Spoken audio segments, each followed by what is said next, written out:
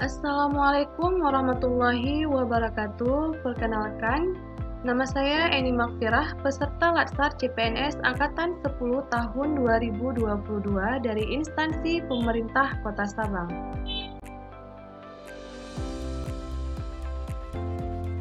Baiklah, pada hari ini saya akan sedikit menjelaskan tentang rancangan aktualisasi saya yang berjudul Kurangnya Edukasi Manfaat Donor Darah di Lingkungan Rumah Sakit Umum Daerah Kota Sabang.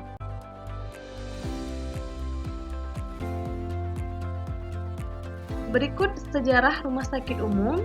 Rumah Sakit Umum Kota Sabang adalah rumah sakit tua yang berdiri sejak tahun 1919 yang dikelola oleh misi Zending Belanda yang pada mulanya bernama Links de Kliniek van de Sabang.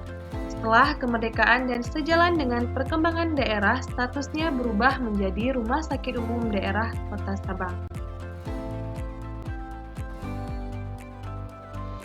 Berikut visinya, terwujudnya Rumah Sakit Umum Daerah Kota Sabang sebagai rumah sakit dengan pelayanan berkualitas menjadi kebanggaan masyarakat.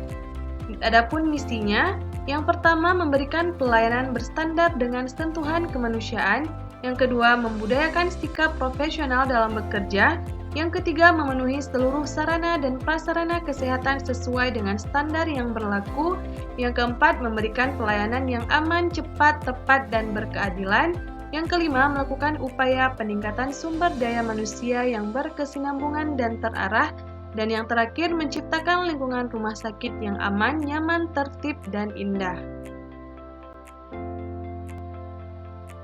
Sebelum menetapkan judul rancangan aktualisasi, terlebih dahulu dilakukan identifikasi dan penetapan isu, dan isu permasalahan yang menjadi perhatian dan layak diangkat, dan menjadi topik di unit transfusi darah tempat saya bekerja adalah isu yang pertama, belum optimalnya penginputan data-data pendonor di unit transfusi darah Rumah Sakit Umum Daerah Sabang. Isu yang kedua, kurangnya edukasi manfaat donor darah di lingkungan Rumah Sakit Umum Kota Sabang. Dan isu yang ketiga, belum optimalnya edukasi tentang persyaratan sebelum melakukan donor darah.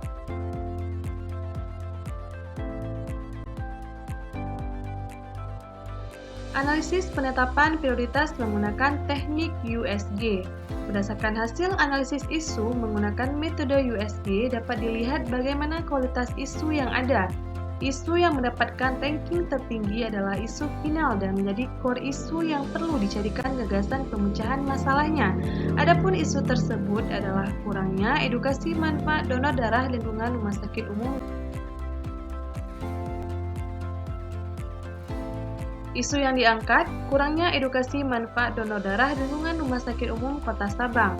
Dan gagasan pemecahan isu, melakukan sosialisasi di lingkungan Rumah Sakit Umum Daerah Kota Sabang, serta membuat akun khusus milik UTD RSUD Sabang guna untuk memberikan promosi terkait manfaat donor darah melalui akun Instagram atau Facebook.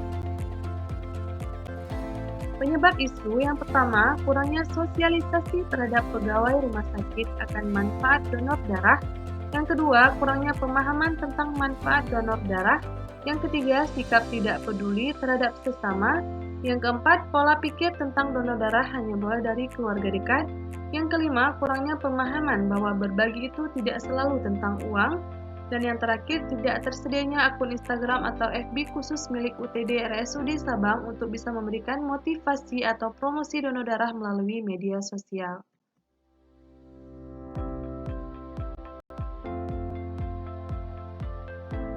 Adapun kegiatan yang akan saya lakukan, yang pertama melakukan persiapan sosialisasi manfaat donor darah di lingkungan rumah sakit. Yang kedua, menyiapkan media sosial berupa Instagram dan Facebook untuk promosi. Yang ketiga, melakukan sosialisasi terkait manfaat donor darah di lingkungan rumah sakit. Yang keempat, melakukan promosi melalui media sosial. Yang kelima, melakukan evaluasi pasca sosialisasi dan promosi melalui media sosial. Kegiatan pertama, melakukan persiapan sosialisasi manfaat donor darah di lingkungan rumah sakit. Dengan tahapan kegiatan, menjumpai mentor untuk melakukan konsultasi dan meminta arahan serta masukan kepada mentor dan mendiskusikan terkait rencana kegiatan dan waktu pelaksanaan. Yang kedua, mempersiapkan alat dan bahan untuk sosialisasi seperti mic, Infokus, komputer, dan lain sebagainya. Yang ketiga, membuat surat undangan sosialisasi dan belangko daftar hadir. Yang keempat, membuat materi dan video menarik. Yang kelima, membuat brosur tentang manfaat donor darah. Yang keenam, menyebarkan undangan sosialisasi. Adapun outputnya, yang pertama mendapatkan persetujuan dari mentor berupa lembar persetujuan kegiatan. Yang kedua, tersedianya alat dan bahan yang diperlukan. Yang ketiga, tersedianya undangan dan belangko daftar hadir. Yang keempat, tersedianya materi dan video tayang. Dan yang kelima, tersedianya brosur. Kegiatan kedua yaitu menyiapkan media sosial berupa Instagram dan Facebook untuk melakukan promosi. Adapun tahapan kegiatannya mencari referensi cara pembuatan akun Instagram atau Facebook resmi.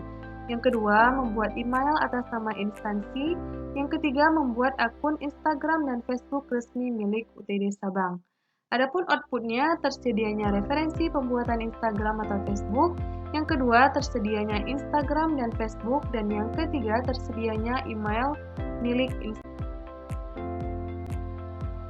Adapun kegiatan ketiga, melakukan sosialisasi terkait manfaat donor darah lingkungan rumah sakit. Dengan tahapan kegiatannya, yang pertama, mengisi belangko daftar kehadiran. Yang kedua, membagikan brosur terkait manfaat donor darah. Yang ketiga, melakukan sosialisasi dengan memberikan materi dan video yang menarik. Yang keempat, melakukan sesi tanya jawab. Dan yang kelima, mempromosikan akun Instagram atau Facebook milik UTD yang sudah dibuat. Adapun outputnya, tersedianya absensi. Yang kedua, tersedianya brosur. Yang ketiga, tersedianya materi dan video. Yang keempat, melampirkan nama Instagram dan Facebook resmi.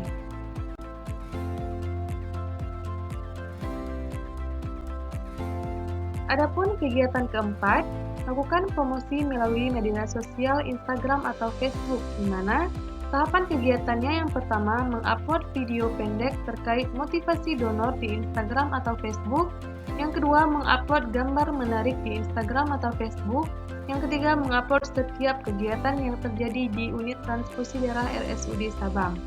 Adapun outputnya, yang pertama tersedianya video, yang kedua tersedianya gambar menarik. Lakukan evaluasi pasca edukasi manfaat donor darah, di mana tahapan kegiatannya yang pertama mengevaluasi keseluruhan proses kegiatan. Yang kedua, konsultasi terkait hasil evaluasi dengan mentor. Yang ketiga, menyusun laporan hasil kegiatan. Dan outputnya yang pertama tersusunnya form evaluasi. Yang kedua, terlaksananya konsultasi terkait evaluasi akhir dengan mentor. Dan yang terakhir, laporan hasil kegiatan.